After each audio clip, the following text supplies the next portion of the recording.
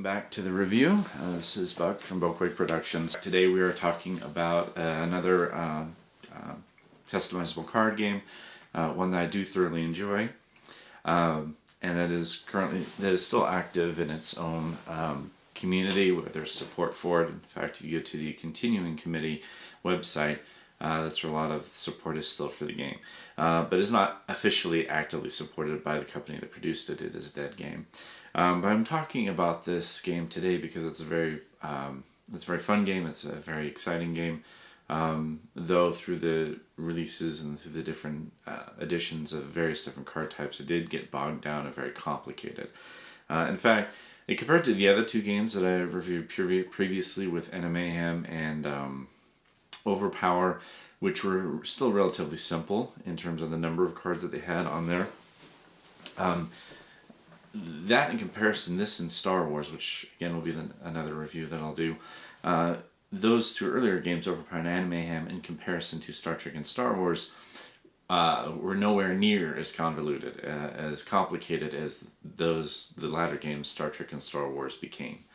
It was massively complicated, and so it obviously it made sense why eventually support from players dropped down, and the company, the sales dipped, and so it got to a point where the company Decipher, who initially published it and released it, had to bow out, and they had to cancel the project, or cancel the product. But this is Star Trek, the CCG by Decipher. It came out originally in early 90s, 94, 95, maybe mid-90s, but around there, 94, 95, that it came out. And initially it was just called Star Trek The Next Generation because it was all based on the TNG series. Eventually other series like Deep Space Nine and Voyager and the original series and even Enterprise were all integrated into being shown in this game. The card types you're looking at very basically is the primary card, really the basic one. The primary one are these personnel cards. You look at that. This is Beverly Crusher. You notice it has a border color related to the affiliation, picture, a classification, skills at the bottom, and then of course attributes. It has the, the integrity, cunning, and strength. Integrity, cunning, and strength. And so also right here you'll notice a staffing icon, which you'll use for staffing ships. That's the command icon on Beverly Crusher. But there's the personnel. They were the main ingredient of any deck, because without the personnel you can't fly ships, you can't attempt missions, you can't do any of that. And so those were 100% absolutely needed to have a successful to be able to successfully have a successful gameplay. So those were the core, were these personnel cards. This is, again, like I said, Beverly Crusher. Now, of course, in the game, the next really vital thing, because you can't attempt missions or get points in the game without ships to fly around in. So you have these ship cards, which right here you see this is the USS Enterprise, which I have. And again, there's the affiliation. It has the type of ship. This is a Galaxy class. It has staffing icons, some tech on there. This has a holodeck and a tractor beam. And then you've got stats.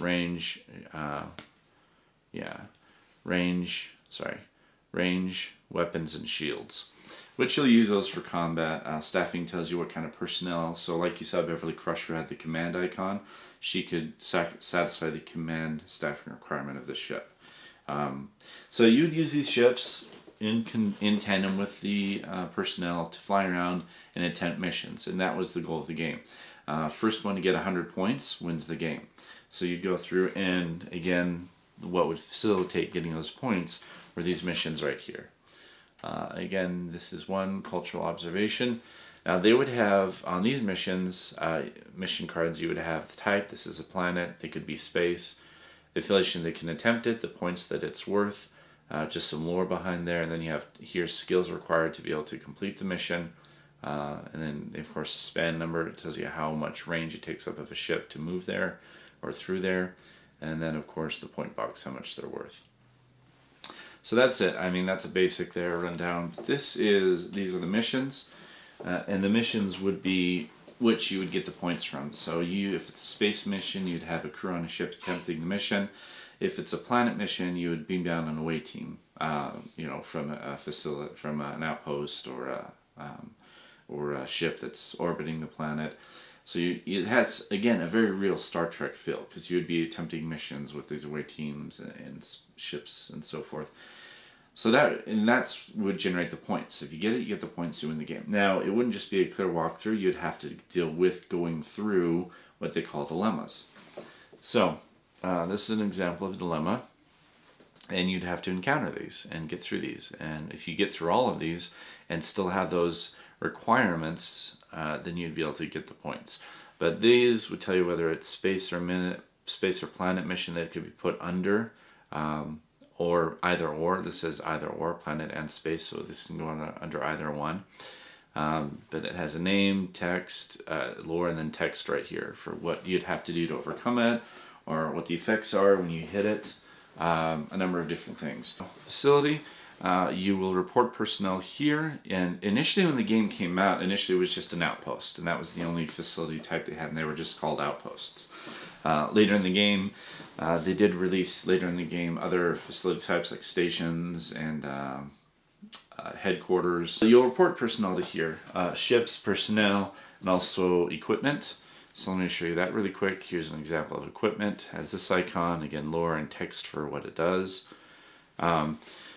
So again, personnel, ships, equipment, you'll play those to the facility, and then again you'll move around along the board with the space line you create with the missions. And again, as I stated in the Animayhem, you create a game board with these location cards where you move around and scavenge. Well, in Star Trek, you're creating a space line, but it's the same thing. It's a game board with these missions that you move around on with your ships, and that you go around and attempt missions with. So that's that. Now, in addition to dilemmas, they did have particular really powerful objects or artifacts that you could collect from a mission attempt that could have game effects. So again, a lot like items from Animayhem, but the difference is they are win conditions. Again, you win by getting 100 points in Star Trek. But what the way is with these, again, they still provide powerful effects. So here I have interphasic generator. Here's an example of an artifact. And then, so there's the icon for it, again, lore and game text.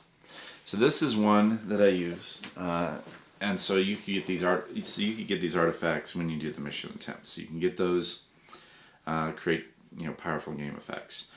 Now the last two things to know about in terms of card types that you'll see in a deck, which were really the core of a lot of things, are interrupts and events.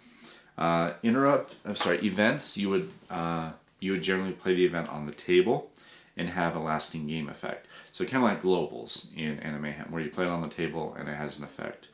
And it doesn't automatically, unlike Animayhem, events don't automatically affect only you. They will state in the event who they affect, yours or your opponent's cards. But here's an example of an event. As you can see, there's the event icon. Again, text. Lore, and then text. So that's an example of an event, which I have. Again, you play the events on the table. Usually on the table. Sometimes it can go on a personnel or a ship or an outpost or something like that. Usually you're playing it on the table for a lasting effect. So the last card type that I want to talk about again is an interrupt. Now the interrupts are not cards that generally you play onto something or on the table. You play the card for a momentary effect, resolve the effects, and then discard the interrupt. So like flash effects from Animayhem, same kind of idea. I found that you don't really need a lot, just have a good amount of the really potent ones and you're good to go. But here's an example of an interrupt. So as you can see here, we've got the icon, again, lore and game text. And there's an interrupt. Those are a brief run through on the main cards. Really, those were the core ones that were released with the first set, along with the second and most of the initial sets. Now, as I said in this review, as I stated earlier, the game did eventually become very convoluted, very much so that it became very hard for a newcomer to get into the game. They came out with incidents, objectives, sites, again, these different types of facilities, different. They came out different quadrants and to simulate the gamma, delta, etc., which was very thematic for those Star Trek lovers. But it just became very convoluted, very hard for again any kind of a newcomer to come into the game. Me being a Trekkie, I'll admit it, I'm a Trekkie. I love Star Trek. I very much was in love with that from the get go, from the very beginning. I loved the characters, the premise, the hope that it gave. So it really simulated that very well in terms of this exploration, and it really gave that feel. So it felt like a Star Trek experience, the Star Trek CCG. Now it did. They did later on come out with a Star Trek CCG. Decipher released a second edition eventually, but in the process, it lost a lot of the real, genuine Star Trek flair. So I wasn't a fan of the Star Trek second edition by Decipher. There are those who are, and there's nothing wrong with that. And there are people who enjoy that. It just wasn't as much of a genuine Star Trek experience for me, so I couldn't get into it. I wasn't blind to the fact that it was difficult to stay in or get in and have a new player get involved, because again, it got really complicated. Despite the convoluted growth of the game, I would, just for the purpose of flair and interest and really experiencing a really good, solid Star Trek experience, then I'd recommend first edition. But it will take more legwork to get into, if you want to get into it. But it's definitely worth it and definitely rewarding. And so I definitely give them a full recommendation to please, if you're interested, if you're a fan of CCGs or Star Trek, to really give Decipher's first edition a look at, because again, it's a great game and it has a lot to offer.